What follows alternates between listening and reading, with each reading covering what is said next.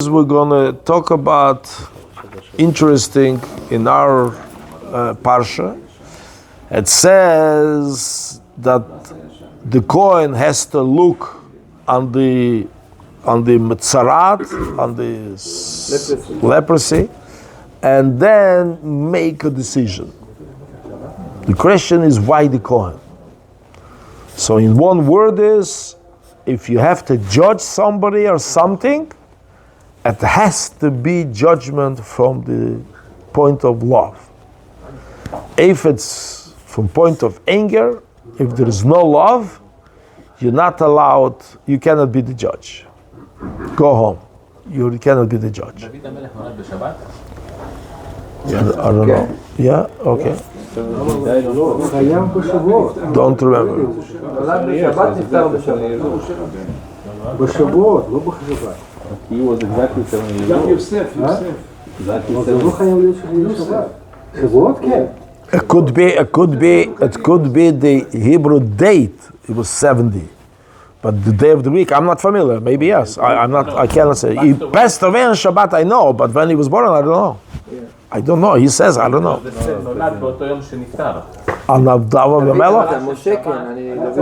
I didn't see that. On Moshe Rabbeinu it says he passed away in the day he was born. On this I don't know. 120, so that means he was. The day he was born is not day Shavua. It's Tarikh. Exactly. That's exactly what I'm saying. So I don't know when he was born. Maybe he is Shabbat. I don't know. I said I just don't know. Actually, whoever is born on Shabbat is also passes away on Shabbat. I'm not familiar. It's like you broke the Shabbat. I understand, but now you also. I don't know, guys. You're talking about things that I don't know, and it doesn't teach us. It doesn't teach us anything. So let's go. Yeah, okay, that's a different story. Shabbat. The halach in general, Sanhedrin, or any court in the Jewish people, when they hear the case, the witnesses, the whole thing, and then everybody's out, and they have to deliberate between them. So the rule is, the first question, the one who is overseeing the Bet Din, the Sanhedrin or whatever, says, okay, now we're going to count. So they discuss it. After they discuss, now we have to vote. Who thinks he's guilty and who thinks he's not guilty? They discuss the whole case. If the witnesses are correct, this, they analyze. So the halacha is, first vote is everybody who sees he's patur or zakai. If the first started that the first opinion was said that he is guilty, that's it. That Bezdin is out, cannot judge anymore. First opinion? Not first opinion. The vote has everybody. The first opinion has to be. Yeah. When you start deliberating again, the start is even deliberation. Okay, who thinks after we heard everything, we saw what he did, and we heard the witnesses? Anybody has to make him not chayav, make him not guilty. So first they say, this guy says, all people who have an idea how to free him from punishment, say, then they say, okay, now many people who thought to he's guilty, after they hear so many people explained why he's not guilty, some of them changed their mind. Mm-hmm. Oh, I didn't thought about that. And then after they finished all that he's not, then they ask, okay, and who thinks he's guilty? And then they explain why.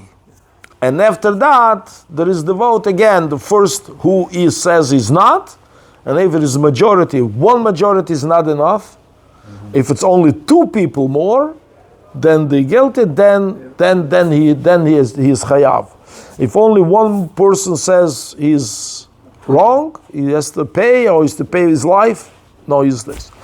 But the Rebbe takes in this sikha a very interesting point, that you have to judge a Jew with love.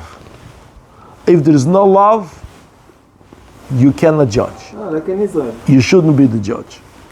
Yeah, exactly. Like the Bagatz chooses. Exactly. Sure.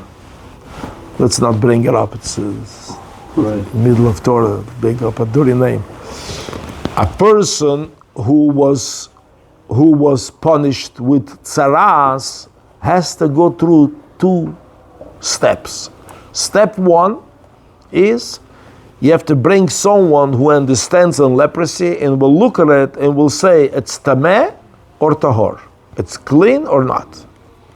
For that you need a chacham mumcha. You need somebody very wise, knowledgeable to recognize it's tameh or not, who is good familiar in the laws of leprosy, and he could decide yes or no. And this could be a chacham even who is not a Kohen. That's step one. Step two is they actually finalize tameh or tahor. Even after the chacham sees and says this nega is tameh, the person doesn't become tameh.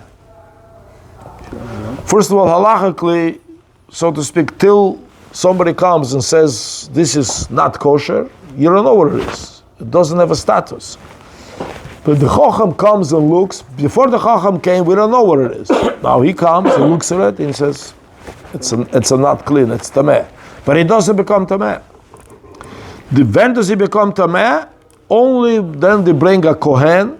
The Kohen is not the chacham. He doesn't know exactly all the laws. He cannot identify it's tameh or not, but he heard the chacham says this is tameh. The Kohen has to come, looks at it, and says tameh. But the minute he says tameh, it becomes impure. Just because the chacham say. He says it because of the chacham, because he doesn't know. But only what the Kohen says. Declaration on Kohen. Only the Kohen could declare, and only then it becomes tameh. And that, by the way, what it happens is if it's inside on the house and daily, the minute the house becomes impure, so everybody inside is impure.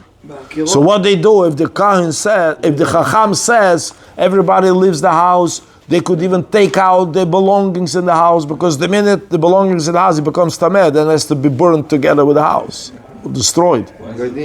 Why is it not mentioned Chacham? It mentioned the Sfarim mentioned Kohen.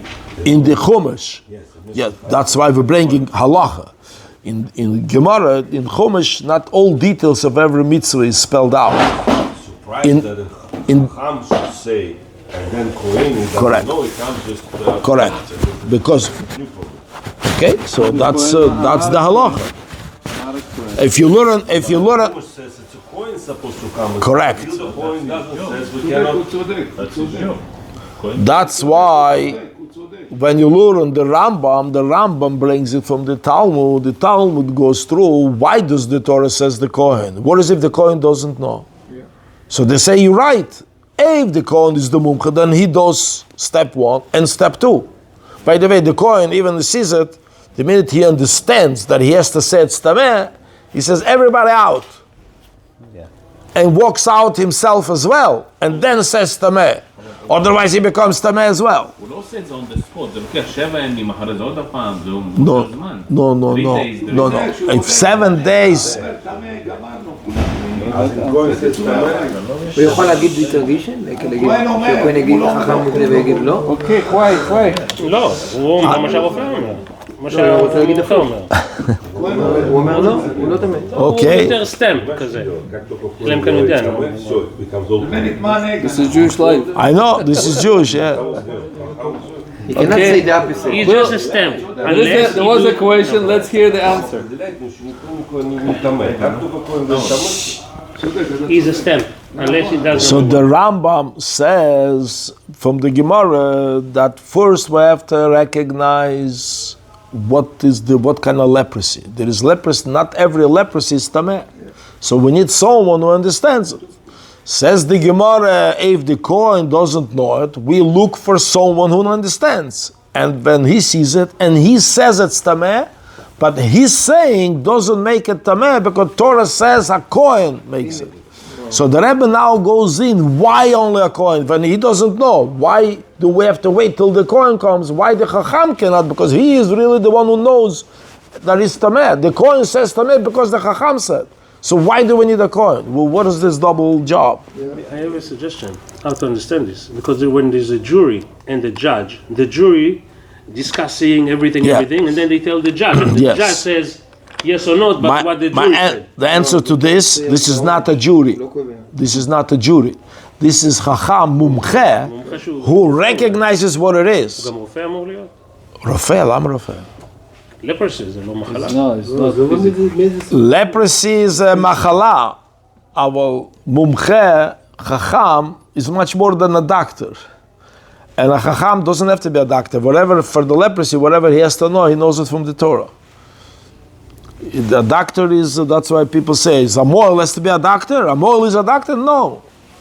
By the way, a doctor, a doctor does brisen only 150 years. The medicine is doing brisen is about 150 years. Jews are doing brisen 3,500 years. I say to the Russian Jews who wants a mohel or wants a doctor, I said, this mohel has a tradition of 3,500 years how to do brisen, and the doctor has only 100 years or whatever. You trust him more? Logic. But logic, but people many times doesn't work. They have their own. So here is now we're going. I know the explanation. I know. That's what I want to do, but people are jumping. Yeah.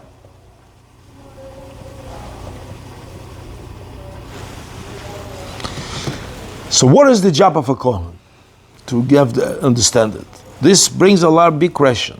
Why is it so important that the Kohen should say it, and why the halacha is only in tzaras, not in other things of tumat? Over there, we don't need a Kohen to decide that. Only but tzaras, Torah says, and the Kohen will see and will say, not in other tumats. Logically, it says this halacha, this law contradicts the inside meaning of a Kohen. The job of a Kohen is actually clean the Jewish people. Pora Aduma, sprinkle on the Jew to make this. He brings korbanot, he is bringing holiness to the Jewish people. And therefore, a Kohen is not allowed to become impure. Even a Kohen Gadol, even if it's a relative, even if it's a father, he cannot go become Tameh. A regular Kohen has to be allowed to be Tameh only on certain relatives, not on everybody. Any other Jew, he has to help to the funeral do, but he should stay out. If there's nobody else, then a Kohen. But usually he should stay out to become Tameh. His job is to stay Tahor. And over here, Torah gives him the opposite direction. You're going to decide that this is Tameh. The whole job of a Kohen is actually tahara. Why all of a sudden over here the Torah gives him an opposite job that contradicts his inside, what means chesed, means helping. So the explanation of it is in the severity of the impurity of tzaras. This is the only tumat. The Torah says, "Bachutz badod yeshev mechutz lamachne mishove," that somebody who has a leprosy cannot stay in the Jewish quarters. He has to go outside where the Jews live, desert, field, whatever. He cannot stay between Jews. That's the only, because tumat mess. Somebody who just came from a funeral, tumat mess. He needs 7 days, but he doesn't have to go outside. He could stay, he doesn't touch, people shouldn't touch him, but he doesn't have to go out. Metzorah has to go out from where the Jews live. Even other people who are impure, even the Tomei who is because of just a dead person or whatever it was, whatever the levels of that, of impurity, can also not be together with the metzorah. The metzorah is outside, not just from the Jews who are clean, but also from the ones who are not clean, who still have to go to the mikvah or paraduma, whatever they need. But he cannot be between them as well. He has to go outside where Jews live. That's why the Torah says only a Kohen could make such a decision. Because this is the most severe impurity. Kohen is ish chesed. Kohen represents chesed. That's the inside of a Kohen. And his work is, how does he make the blessing when he blesses the Jewish people? It says, Levorach esama Yisrael ba'ahava. I'm blessing the Jewish people with love. That's part of his blessing. Torah doesn't rely on the Chacham. Why? True, he paskins according to Torah. He says that the leprosy is not kosher leprosy. He says it's a tamei leprosy. But could be that he doesn't feel the pain of the person that he's going to bring upon him when he tells him tamei. He has to leave the Jewish people, live in the desert, live on his own till this heals. So because we're not sure how the Kohen will treat it, he may decided cold blood. This is what it is. I don't care what he feels. The Chacham, sorry. So therefore Torah says the Chacham cannot do it. Kohen, the Ish Chesed, feels the severity in his statement that this is tameh.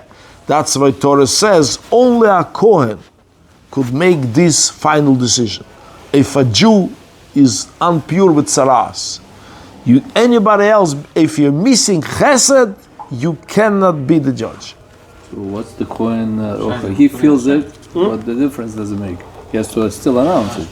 Yeah, that's why the Torah says why only the Kohen could do it, because he has Chesed. Okay. Because he does it, it's painful to him, so he could do it. How's this different to that person? That he because feels the pain? If he doesn't, for the person, first of all, it's important for the judge. The judge cannot judge if he doesn't have pity. Second, probably the person who gets this punishment, this severeness, he feels that it was done with love. I remember as a child, my grandmother. No, it's not a punishment. Yeah, my grandmother, when we deserved this, she used to take the belt and try it on her hand. She used to try like this on her hand, how strong, and then we got it. She didn't give it to us before checking it on her hand to make sure that there is not too much. She has the wrong belt. I'm saying, I remember this as a child. So when you see this and you get it, a child usually gets upset. What are you? This because you're stronger, older. So I'll grow up. I'll show you. Yeah. But when a child gets a patch like that, he understands he deserves it, and he sees it's done with love. She's not interested to punish him, but she feels he has to get a lesson that he cannot repeat what she told him don't do, and he did it. It's different, and that's what Torah says. But the Rebbe concentrates over here not on the feeling of the punishment, but the Rebbe says the feeling, the approach of a judge. And that, by the way, is for all of us. We are human beings, and by nature we are very fast to judge. We see somebody said something, somebody did something, he is, right away we have a few lines what to say about him. And Torah says, is it your brother? Do you love him like your brother? If you love him like your brother, then we have to consider if you're allowed to judge.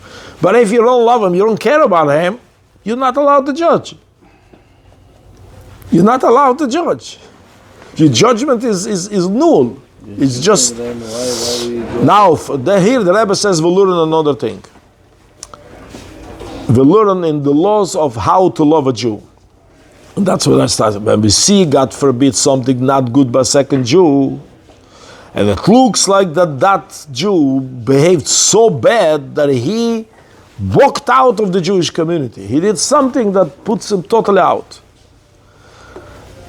And according to Torah, says the Torah, that's not enough to know the wisdom of the Torah. Because the wisdom of the Torah on his own cannot make the decision that he has to be out, that he is impure. Before you make such a law, check well your kindness and your love to him, your personal love to him. And if, God forbid, you see that it's missing, you don't have enough love to another Jew, or to this case, to this person, you're not allowed to make a judgment. That's what we learn from this. Torah says only the Kohen could say on a leprosy. That teaches all of us something. The law of Tzoras teaches us that the nega is on itself, the leprosy on its own, is not tameh. It's only when you say it's tameh it becomes tameh. Therefore, to decide that a Jew should be outside, he doesn't belong to the Jewish community, it's much worse than the fact what the Jew did. You see? Leprosy itself, even the leprosy who is according to halacha tameh, doesn't become tameh till you say it.